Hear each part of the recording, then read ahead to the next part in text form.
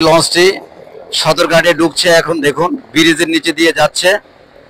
এটি হলো রপ ঢাকা চাঁদপুর থেকে এসছে এই লঞ্চটি। রাজনৈতিক প্রভাবের কারণে এখান দিয়ে জোর করে মানুষ থেকে টোল আদায় করা হতো, যা আমরা অনেকদিন ধরে এই টোল দিয়েছি। এটার জন্য অনেক প্রতিবাদ হয়েছে, অনেক কথা হয়েছে, কিন্তু তাতেও কোনো রক্ষা পায়নি।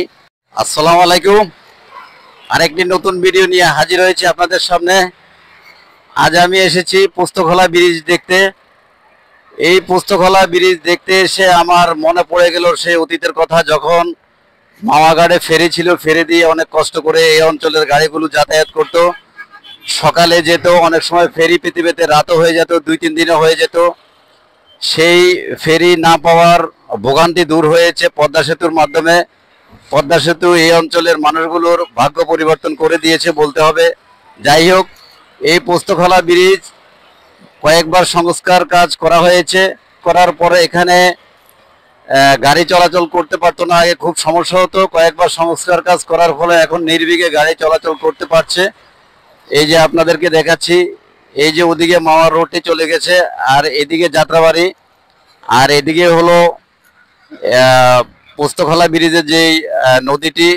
এই অঞ্চলে যতগুলো লঞ্চ যাতায়াত করে সবগুলো লঞ্চ এদিক দিয়ে যাতায়াত করে এই ব্রিজের নিচ দিয়ে। তো এই নদীর পানিগুলো অনেক কালো হয়ে গেছে, আগের মতো এখন নেই। এই নদীর পানিগুলো দূষিত হওয়ার কারণে এদিক দিয়ে এভাবে মাছগুলো ধরা খেত আগে। আমি যদি আপনাদেরকে একটু জুম করে দেখাই তাহলে দেখতে পাবেন। ওই যে দেখুন সদরঘাটের লঞ্চগুলো দেখা যাচ্ছে। এই যে দেখুন লঞ্চগুলো পার্কিং করে রাখা হয়েছে এখানে। এই অঞ্চল থেকে যতগুলো লঞ্চ এদিকে যাতায়াত করে সবগুলো পার্কিং করে এখানে রাখা হয়। এই যে দেখুন একটি লঞ্চ চলে আসছে, এগুলো সব, এটা সম্ভবত ভোরবেলা ছেড়েছে। এই যে লঞ্চটি সদরঘাটে ঢুকছে, এখন দেখুন ব্রিজের নিচে দিয়ে যাচ্ছে। এটি হলো রপ ঢাকা চাঁদপুর থেকে এসছে এই লঞ্চটি। এখন সদরঘাটে নোঙ্গর করবে, সামনে সদরঘাট স্টপেজ। এই যে দেখুন এইভাবে এই অঞ্চলে লঞ্চগুলো যাতায়াত করে প্রতিনিয়ত। এই অঞ্চলে যারা যাতায়াত করেন তারা অবশ্য জানেন এই লঞ্চটা অত্যন্ত সুন্দর, অত্যন্ত মনোরম এবং আরামদায়ক। তাই এই অঞ্চলের মানুষগুলো সবসময় লঞ্চ দিয়ে যাতায়াত করতে পছন্দ করে। আমিও কয়েকবার লঞ্চে গিয়েছি এদিক দিয়ে। তা আপনাদেরকে যেটা দেখাচ্ছিলাম সেটা হলো ওই যে সামনে সদরঘাট স্টপেজ। সেই সদরঘাট স্টপেজে রাত্রিকালীন যে লঞ্চগুলো এসে থাকে সেগুলো নোঙ্গর করে রাখা হয়। এগুলো আবার ছেড়ে যাবে সন্ধ্যার সময়। এইভাবে শত শত লঞ্চ নদীর এই পার ওপারে মিলে নোঙ্গর করে রাখা হয় এখানে। আসলে এখানে একটি ভিডিও বানানোর অনেক দিনের আমার ইচ্ছে ছিল, বাট সময় করতে পারিনি বলে বানাতে পারিনি। আজকে সময় সুযোগ হয়েছে, বলতে পারেন ব্যাটে বলে এক হয়ে গেছে, তাই আজকে চলে আসলাম ভিডিও করার জন্য। তো আসলে আমি কিছুদিন আগেও যখন এদিক দিয়ে যাচ্ছিলাম তখন নিচের যে পানিগুলো, এই পানিগুলো দেখছিলাম যে অনেক পরিষ্কার, কিন্তু ইদানিং পানিগুলো এত নোংরা হয়ে গেছে, এত কালো হয়ে গেছে। এখানে মাছ দূরের কথা, যেই কোনো জীব আমার মনে হয় 1 মিনিটও বাঁচতে পারবে না, যেই দূষিত হয়ে গেছে। যাই হোক, এই দূষিত পানি নিয়েই আমাদের বসবাস। এদিক দিয়ে নৌকা চলাচল, লঞ্চ চলাচল, নদীর পানি যারা ইউজ করতো তারা এখন সেভাবে করতে পারছে না। এই যে নদীর পাড়গুলো দেখাচ্ছি আমি সুন্দর করে।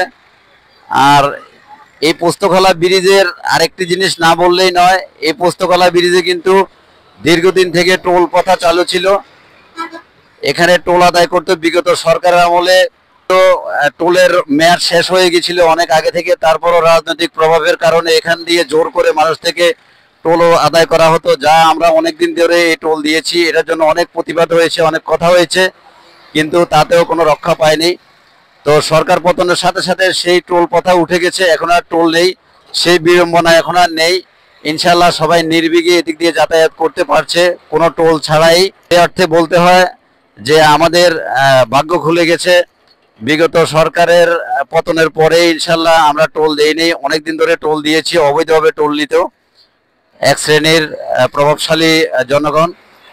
যাই হোক, সব মিলিয়ে এখন মোটামুটি সংস্কার কাজ করার পর ব্রিজটি খুব স্ট্রং হয়ে গেছে। তো যারা এই দিক দিয়ে যাতায়াত করেন তারা সবাই অবশ্যই জানেন। তো আজকে এই সংক্ষিপ্ত ভিডিওটি জানি না আপনাদের কাছে কেমন লেগেছে। যদি ভালো লেগে থাকে তাহলে অন্যদের দেখার সুযোগ করে দিবেন শেয়ারের মাধ্যমে। আর কমেন্টসে জানাবেন ভিডিওটি কেমন হলো। তো আজকের মতো এখানেই রাখবো। যে যেখান থেকে কষ্ট করে ভিডিওটি দেখছিলেন সবাইকে অনেক অনেক ধন্যবাদ জানিয়ে আজকের মতো এখানেই বিদায় নিব। আরো ভালো কোনো লোকেশনে, আরো ভালো কোনো জায়গায় গিয়ে আরেকটি ভিডিও উপহার দেওয়ার চেষ্টা করবো ইনশাল্লাহ। তো সবাইকে ধন্যবাদ জানিয়ে আজকের ভিডিও এখানে শেষ করছি। আল্লাহ হাফেজ, ভালো থাকুন, আসসালামু আলাইকুম।